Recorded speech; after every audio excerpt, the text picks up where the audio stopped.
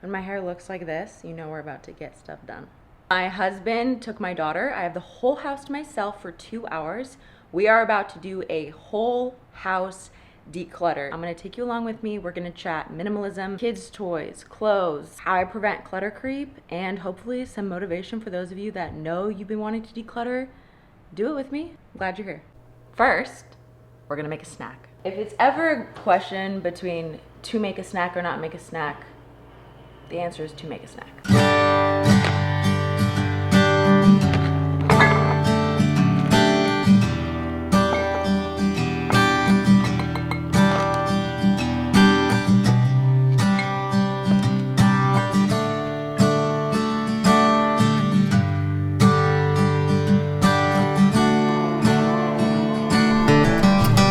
This is like a treat for me. I'm gonna listen to a podcast.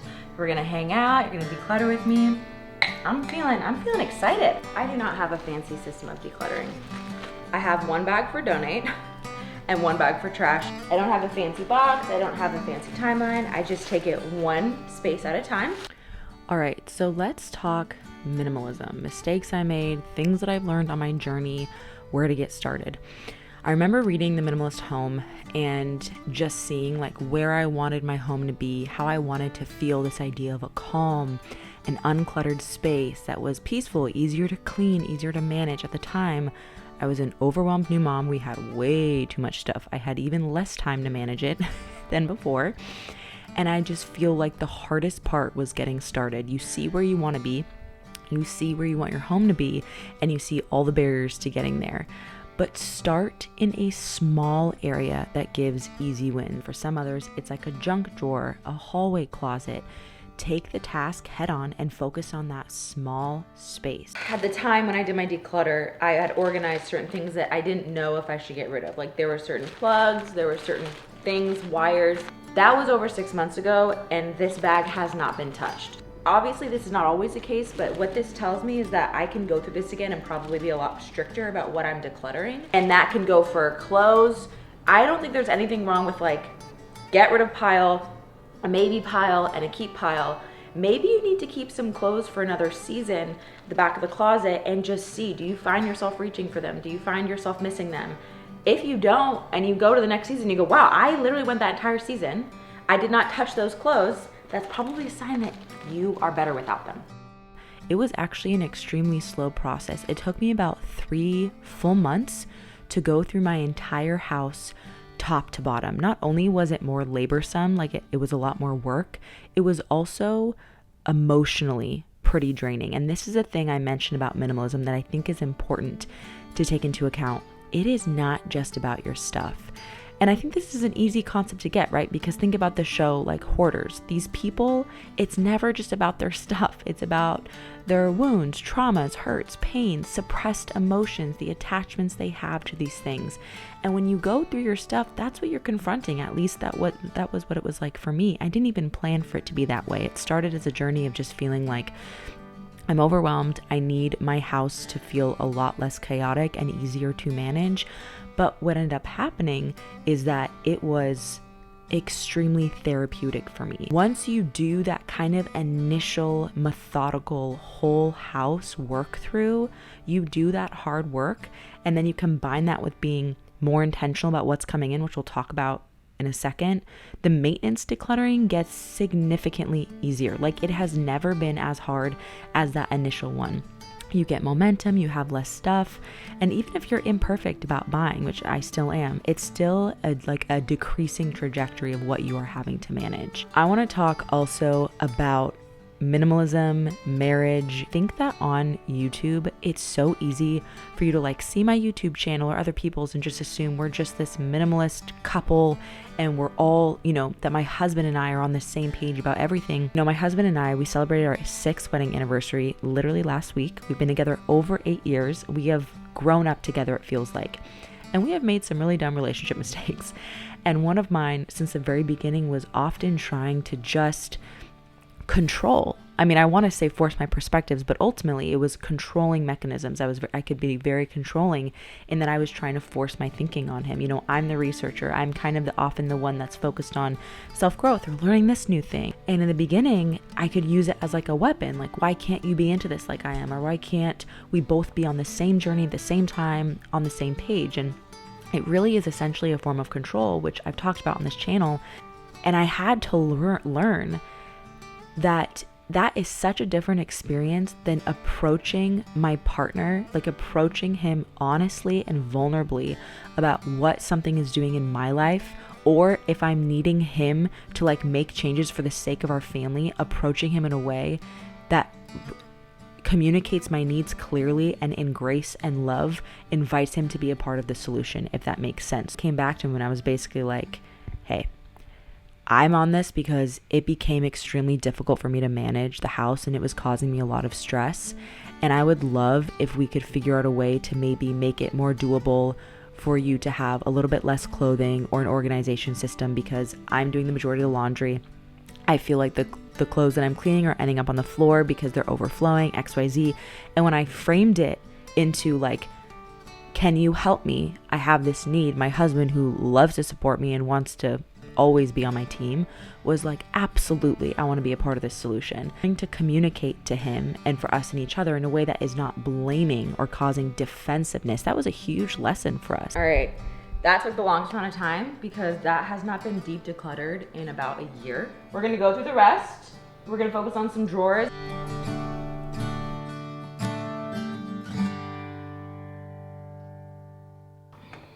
This is a disaster. This is just what's happening. Like, who are you? So I'm gonna relocate some of this. Like, this is the lawnmower charger, and then we have the pool filter charger. These are things we don't use that much, and they're very bulky. And so they just add a ton of bulk to a drawer that we're in a lot because we put our phone chargers in here, things that we're reaching for almost every day. So I'm gonna move these to a different drawer that doesn't see as much attention, because this is too much of a high traffic area to have something that takes up a lot of space that we do need. But the bulk is causing more stress, making it harder for us to use the things that we get in every day. All right, so now we're in the living room, and the living room's like an open concept room. There's really no storage space except for, this is the kid corner. This is literally all of my daughter's stuff. She has a small box upstairs. These are the things that she has. So she's got her little stroller. Every kid knows. Like, kids just are designed to push things, I swear. She's got her box, and then she's got her stack of library books. A few things I just want to talk about when it comes to kids, a few things that I personally decluttered, have not kept. Toys that make a lot of noise. They light up. I find that things that like do the playing for her, they're super interesting. When my family like will gift it to her, she'll get it.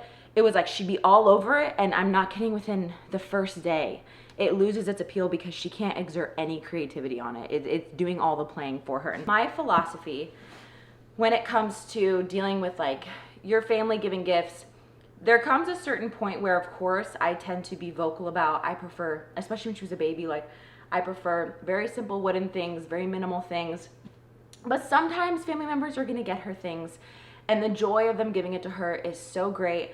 I relinquish the stress of trying to control the situation, and I ultimately just know that usually, and what I've seen is, if it's an obnoxious toy, if it's one that is super loud, chances are my daughter's attention span will get over it within the first week for sure, and it will get decluttered. Just to be completely honest, like if it's causing chaos in the home, it will get decluttered, and I don't feel super bad about that, especially because I've like, you know, maybe communicated our preferences for our family, or hey, you know, if you get her something like this, it tends to break really easily, or we lose pieces, whatever. Another thing is toys that have a lot of pieces and you cannot complete the task without having all the pieces. So this is a perfect example. They're like puzzles, which are really great, right? They're wood that the kid can practice. But what I have found, and other kids might be different, but when the one piece is missing that we've lost or is broken, their brain, like, they can't finish the task, and it bothers them. My daughter will see, oh, I want to finish it. I want to feel the satisfaction of finishing this task, but I can't because this is missing, or there's a couple missing, or this is broken, and it can be really agitating to them. I'm keeping this one because I'm fairly certain I know where this is. I think she just gremlined it away in her backpack. She's about 3, and she's finally getting to the age where she can like exert that creativity. So I think for Christmas we're gonna get her something like a magnet tiles, which I love because it gives them that ability to be creative or build. But if you are missing a few pieces or you lose a few pieces, it's not an incomplete task. Like you could still build something even if you lose 10, 20, 30% of the pieces, you still have something to build. So those are a few observations. I know that sometimes as a parent you can feel really guilty for getting rid of things. I am going to donate a few of her stuffed animals because she's gone. They are not her special ones though. I know my daughter, I know which ones she tucks in, I know which ones are her babies. 20% of them that I've noticed have just kind of gone to the wayside, don't really get played with. Kevin just tries to jack them for his play toys. Those are the ones I'm gonna get rid of. My rule was that all of her toys that are hers have to fit in this box. That's it for kids' toys. That's pretty much it for the living room. We are gonna go upstairs. Good job, fam. See, those are her special babies. I can't touch those. I can't touch those. Okay, we're still downstairs. I forgot. I wanted to hit the hallway closet. When I first decluttered it, and when I did my like first huge wave, it took me 3 hours to get through this space because it was packed. I'm not exaggerating, y'all. Packed. There was no empty space. First time I did it took 3 hours. Now that I'm maintenance decluttering, it's gonna take less than 10 minutes. Now, the third lesson I want to talk about, which was a big one, has to do with, what you're taking in. I used to be a serial compulsive shopper. Even when I was young and I had no money. Think about this, when I was in college, I was working a job to pay for my groceries, and I still was finding ways to spend money I did not have for whatever it was. It was like a new supplement to solve my problems. It was a piece of clothing, and ultimately, I have an entire video coming out about this because I've grown a ton on just the desire to want to buy things all the time, or the desire to have a feeling or have a problem and just think, if I just buy this thing, this problem, this bad feeling, this insecurity will go away. It's one thing to just be into decluttering. And to be honest, I was into decluttering since I was a teenager. I was, I love agendas. I love organization. I was like, yeah, declutter twice a year. Heck yes.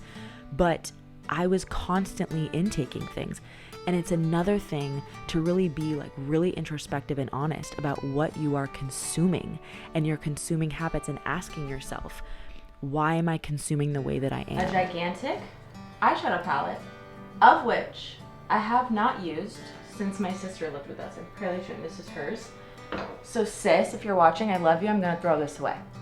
Minimalism to me is about being really intentional with your physical belongings and making sure that they reflect your values and priorities. It's not to me about having the least amount of things possible or never buying anything. We have a few extra set of sheets. We've got some blankets down here. We live far away from most of our family and our friends, and so the trade-off of that is we wanted a home that we are very ready and willing to host. And so because of that, we definitely keep things on hand that are not necessary to us and can sometimes feel like too much, but they have a specific purpose because it is very important to us that when my family comes and visits, when our friends come and visits, we have enough bedding for them. There's usually air mattresses, people sleeping on the couch. If you watch certain minimal, YouTube videos, they'd say, don't have extra sheets, that's unnecessary. Don't have so many blankets, extra throw blankets. For us, this is what works for our family. This is what reflects our values. Just being really honest about your family, what is essential to you and your family and what's important to you. No one can really decide that for you. All right, let's keep going. We're doing it. All right, so this is an area that needs some attention. So my daughter, all of the clothes that she's wearing in this given size and season, so we usually have two. She's like me. She basically has a capsule wardrobe for warmer time and colder time. All of her clothes that she's wearing right now, pajamas, everything that she uses is in this drawer, literally everything. She does her own laundry, so she puts it away, hence why it is an absolute chaotic bomb. Everything fits in here and she can find stuff.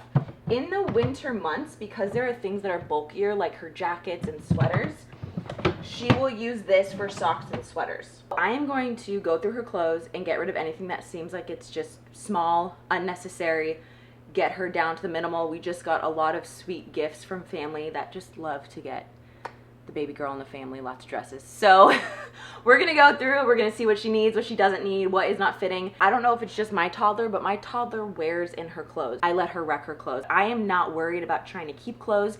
If she runs, if they rip, it's okay. With all that being said, I still have an entire bin of all 3 years worth of clothing and items. My rule is everything has to fit in that bin. So shoes, clothes, baby items, everything fits in that bin. I'll show you. We, Lord willing, want to have more babies.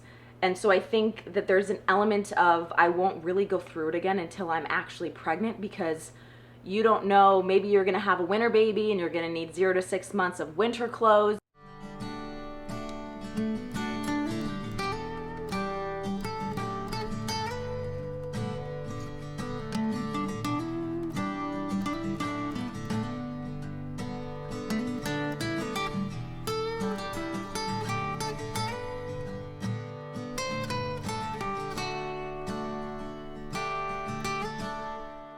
Was anyone else just an absolute leaker postpartum?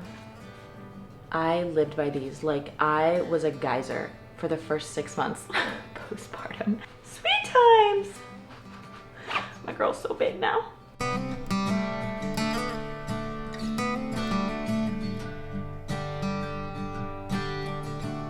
All right, I'm gonna do a quick little spot on makeup. I just pull this out. All of my makeup fits in this little bag. We're gonna go through and just see what's expired, what I don't even, like this I've had for years. I'm sure that's not good. I'm just sure that's not good. So I've been really into non-toxic makeup for many years, but when I got pregnant, I used to love Ilia. That was a brand that I loved. The foundation, it did not work with my skin anymore. The liquid foundation would physically irritate my skin barrier. I actually switched to a brand called Alima Pure. This isn't sponsored. I mean, Alima, if you're watching, I wouldn't mind because I really love your stuff. Specifically them, their non-toxic powder, to be so much more soothing. It literally feels like you're wearing nothing but provides a good amount of coverage. It's buildable depending on what you want. I use their powder foundation, their bronzer, their blush.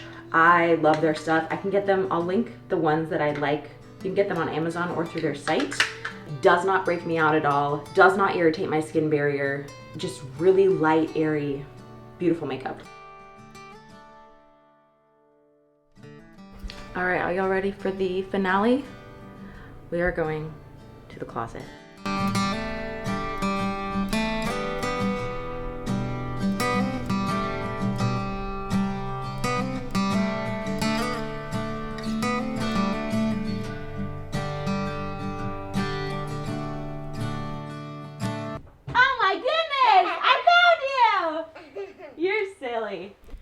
I mean, talk about contentment, right? My channel was born out of my true life of just being someone that was always very discontent and always very restless and always just looking ahead and never being able to be in the season that God had me. And when I became a mother, that hit me really hard because I felt like I was losing this precious time I was having with my daughter because my mind could never be where I was. Nothing was good enough. I didn't necessarily have enough. I wasn't enough. I didn't do enough. Whatever it was never enough. And it was this insatiable need to consume. And it wasn't even just physical items. It was to be more and to see more and to do more. It was just a constant driving and it was exhausting. And so focusing on my physical items gave me the tangible work that was reflected in what God was doing in my heart. And so that is what you're seeing on this channel. And that is why I'm so passionate about starting with your physical belongings, because I think that there is something really just magical that happens when you do that, when you focus on your physical space, because your physical space it's like what you are cultivating and nesting in your physical space is what you are doing in your heart. And so by being intentional about, my finances, what we were spending and what was in our home, it was like I was saying, I am choosing to be content with where I am here. I'm sick of striving and I'm sick of constantly chasing. I want more for my daughter. I want more for us. I want more for my marriage. And that's where my love of minimalism was really born out of. It's never just about your stuff.